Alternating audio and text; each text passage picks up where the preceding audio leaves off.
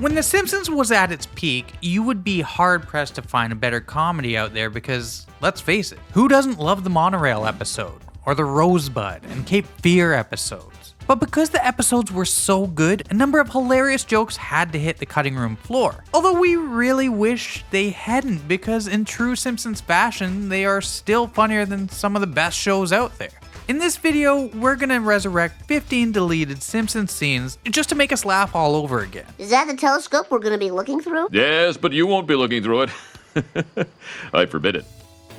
In the episode Bart's Comet, the town of Springfield panics after Bart discovers a comet hurtling towards the town. Thankfully for them, Homer's prediction of the comet shriveling up in the atmosphere and ending up no larger than the head of a chihuahua turns out to be actually accurate. But beforehand, the Simpsons family takes refuge in Ned Flanders' bunker. In a deleted scene, we spend some more time in the bunker with the two families. As Bart tries out the TV, he learns, well, they can't get TV in the bunker, but that they have food, air, and wipes to last them for 50 years. Bart asks Flanders if they have any magazines, to which Flanders gives Bart a hilariously censored version of Ranger Rick. Also, I think Bartedly Dartedly is my new favorite Flandersism.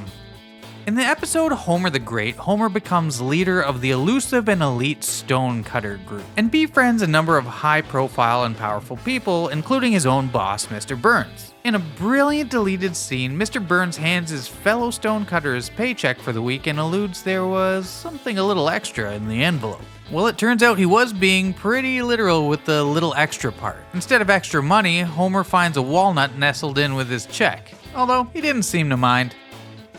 The episode Flying of Fear, where Marge reveals her phobia of being in the air, has a number of brilliant jokes that, for some reason or another, just didn't make the cut. Whether it be Marge admitting her little quirks and failings, to a hilariously deadpan Lisa. But one of the best, albeit strange, gags comes in a flashback to Marge and Homer's wedding night. As Marge recounts the story to her therapist, she says how Homer came back into the room with a tree branch, inexplicably wedged in his mouth.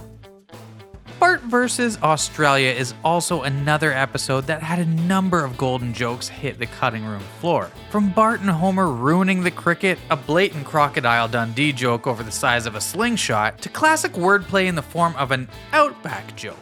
The best moment comes when Homer engages his Australian counterpart in an Australian swear exchange, with Marge admitting that Homer was fluent in swear words, and Bart saying that the only thing Homer loves more than drinking is swearing. Well, and donuts, of course.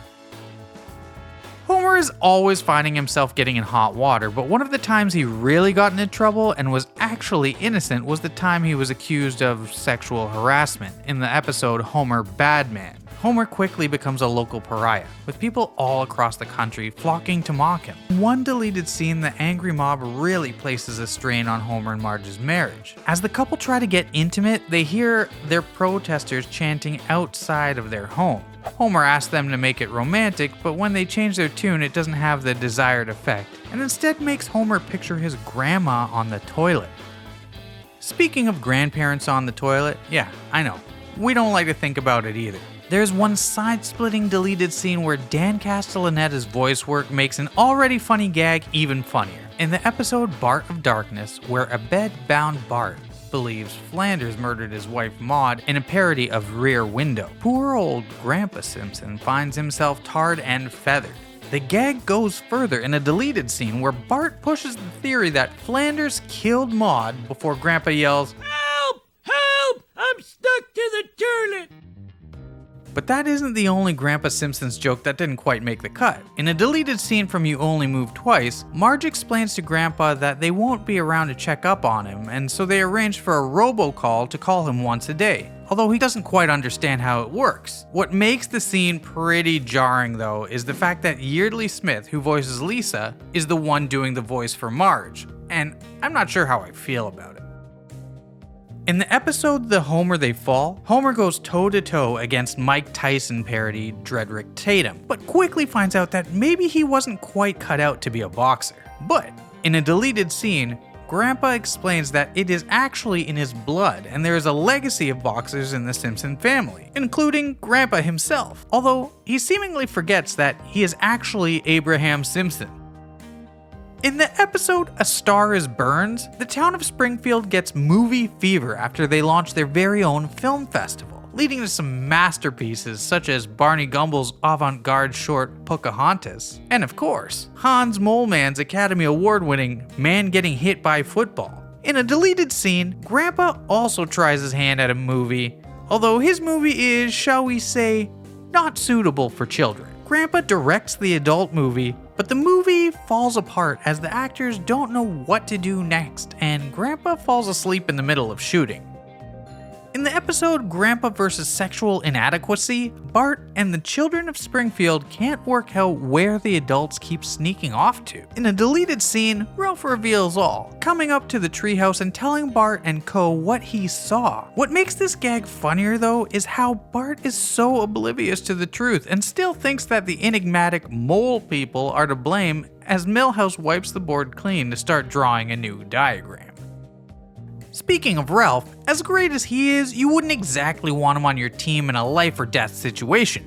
But in the episode This Little Wiggy, that's exactly where Bart finds himself as he tries to figure out a way to stop Mayor Quimby from accidentally electrocuting and killing himself. Before Bart and Ralph save the day, there was actually a deleted scene where Bart recruits Homer to help him think up a plan, before cutting to the couch with both Ralph and Homer looking off into space, with Bart saying the brilliant line, "There's something wrong with this team we've put together."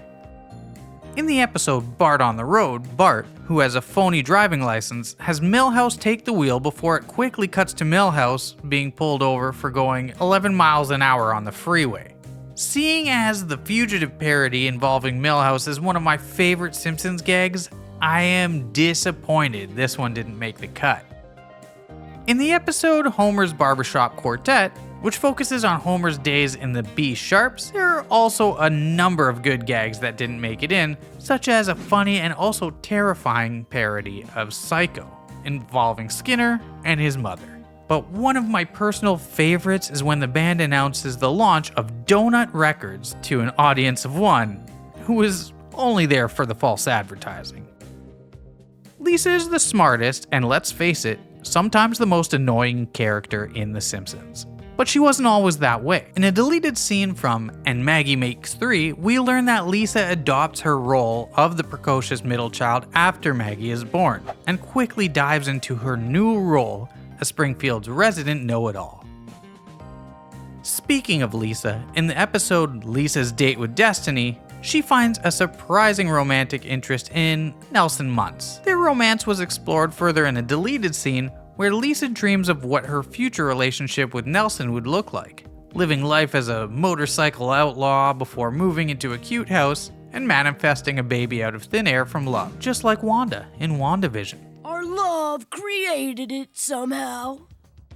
Grandpa Simpson is well known for the vast array of jobs he's had over the years, but it turns out that one of his closest friends, Jasper Beardsley, also had a notable job in Springfield, the role of minister. In a deleted scene from In Marge We Trust, we see a flashback clip of Jasper as the minister who preceded Reverend Lovejoy.